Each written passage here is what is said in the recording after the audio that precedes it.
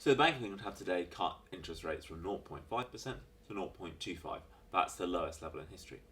But perhaps more significant than the rate cut is the expanded QE. There's another 60 billion of QE and 10 billion of buying of corporate bonds.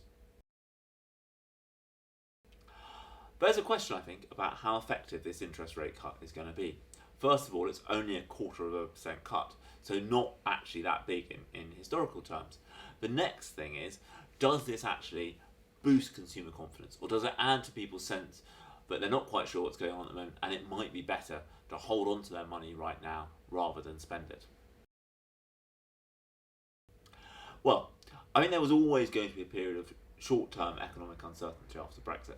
After all, at the moment, no one is quite aware of what the nature of the UK's trading relationship with the rest of the EU will be once it leaves.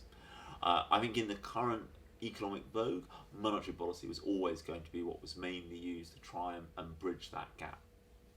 But I mean, there are some questions about the effectiveness of monetary policy at the moment. With this interest rate cut, how will that go down? Will that just add to the sense that no one's quite sure what's going on?